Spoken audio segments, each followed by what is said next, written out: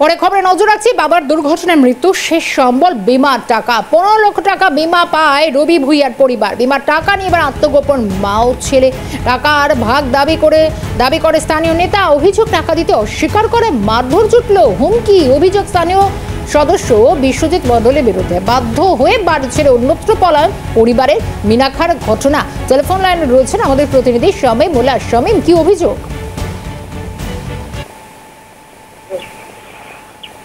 শামীম, শোনা যাচ্ছে?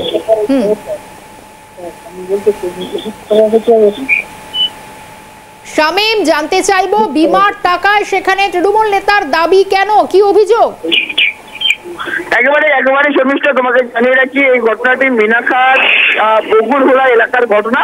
গত 2019 সালের ফেব্রুয়ারি মাসে এখানকারই রবি ভুইয়া নামে এক ব্যক্তি রাস্তায় গাড়ির সঙ্গে দুর্ঘটনায় মারা যায়।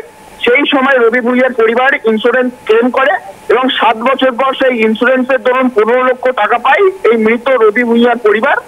আর এই কথা জানাজানি হতেই শুরু হয়ে যায় বাড়িতে তাণ্ডব। স্থানীয় যে তৃণমূলের বুথ সভাপতি বিশ্বজিৎ মণ্ডল থেকে শুরু করে অকথ্য ভাষায় অত্যাচার করে, গালিগালাজ দিন থাকে। কেননা এই বিশ্বজিৎ মণ্ডল 2 লক্ষ টাকা দাবি করে এই মৃত রবি ভুইয়ার পরিবারের কাছে। মূলত তোমাকে জানিয়ে রাখবো, এই রবি ভুইয়ার পরিবার সেই টাকা দিতে অস্বীকার করাই মূলত এই তাণ্ডব শুরু হয় বলে অভিযোগ। এবং রবি ভুইয়ার বাড়িতে এসে তার ছেলে এবং স্ত্রীকে রীতিমতো মারধর করে, এমনকি খুনেরও হুমকি দেওয়ার অভিযোগ উঠছে। গত 21 তারিখে রাত্রে তার বাড়িতে গিয়ে রীতিমতো তাণ্ডব চালায়, মারধর করে এবং খুনেরও হুমকি দেয় বিশ্বজিৎ মণ্ডল। এরপর ভুইয়া পরিবারের তরফ থেকে মিনাখা থানায় এবং বসিরহাট পুলিশ জেলার এসপি হোসেন মেহেদি রহমানকে ইমেল মারফত অভিযোগ জানায় এবং রীতিমতো এই ভুইয়া পরিবার আতঙ্কে বাড়ি ছেড়ে অন্যত্র এলাকায় একটি নির্জন বাড়িতে আত্মগোপন করে আশ্রয় নিয়েছে। এবং মূলত তাদের দাবি এই অভিযুক্ত বিশ্বজিৎ মণ্ডলকে অবিলম্বে গ্রেপ্তার করতে হবে, কেননা অবৈধভাবে তাদের কাছ থেকে 2 লক্ষ টাকা দাবি করছে তৃণমূলের বুথ সভাপতি। যদিও এই বিষয়ে যার বিরুদ্ধে মূলত অভিযোগ, তার বক্তব্য তাকে রাজনৈতিকভাবে ফাঁসানোর চেষ্টা হচ্ছে। শামীম, ধন্যবাদ জানাবো। অভিযুক্ত এই বিশ্বজিৎ মণ্ডল, তার কি সাফাই শুনবো। এই ধরনের কোনো ঘটনা নয়। থানাতে সমস্ত ওদের বাড়ির লোকজন সবাই গেছি, গিয়ে কথাবার্তা বড় ডাকার পরে আলোচনা হয়, উপস্থিত হয়নি। ফ্যামিলি এন্টার সবাই ছিল, মানে যারা ওই সময় ঘটনাটা ঘটে 18 সালে সরস্বতী পুজোর বিসর্জনের দিন যে আমার বাড়ি থেকে সরস্বতী ঠাকুর নিয়ে বার হতে গিয়ে কিভাবে অ্যাক্সিডেন্টে মারা গেছে আমরা কেউ জানতাম না সেই সময়। এইটা ঘটনা ছিল। ধরনের কমপ্লেন হওয়াতে আমাকে থানায় বড়বাবু ডেকেছিল, আমরা উপস্থিত হয়েছিলাম। আজকে ওদের উপস্থিত থাকার কথা, ওদের পরিবারের যতগুলো ভাই, জীবিত ভাই, মানে একজন মারা গেছে, মোট 6 জন ভাই। আর ওই ছেলেটা আমাদের টিএমসির দলের একনিষ্ঠ সৈনিক ছিল, খুব ভালো ছেলে ছিল ওটা, কবিতা।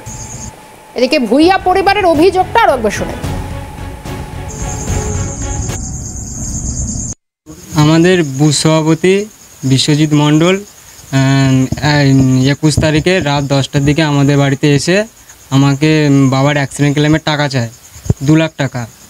তা আমি বলেছি যে আমি 50 টাকা বেশি দিতে পারবো না। তা মানে বাবার অ্যাক্সিডেন্ট ক্লেমের টাকা পেয়েছি, তাই সেই টাকা ওদের দিতে হবে। আর বলছে যে তোদের, হ্যাঁ না এমনি দিতে হবে। আর বলছে জোর করে বলতে, ওরা আমার বাবার অ্যাক্সিডেন্টের গাড়ি ধরেছিল, সেই গাড়ির কাছ থেকে 8.5 টাকা নিয়েছিল, নিয়ে সেই টাকা মানে ওরা না কী করেছে আমি জানি না, আমি তখন ছোটো ছিলাম। আর এখন আমি মানে ওরা আমাকে মানে এত প্রেশার দিচ্ছে, মেরে ফেলে বলছে জীবনের মতন, তাই পালিয়ে লোকের বাড়িতে আমি মানে অন্য জায়গায় আছি 2 দিন ধরে। 13/2/2019 মারা যায়। মারা গেলে ওই অ্যাক্সিডেন্ট কেসে ইন্স্যুরেন্স হয় এবং সিরাজুল বাবু এই কেসটা চালালে এবার আমি 6 মাস ধরে কেসটা বন্ধ পড়ে থাকায় আমি থানায় গিয়ে জিজ্ঞাসা করি যে কেসটা চলছে কিনা, কিন্তু কেসটা চলছে না। এই বিশ্বজিৎ মণ্ডল এবং তার সঙ্গবঙ্গ মিলে 60,000 টাকা ওনারা স্বীকার করলো, আমার কাছে ভিডিও প্রুফ আছে, 60,000 টাকা নিয়ে এবার ওনারা কি কাজ করেছে আমরা জানি না।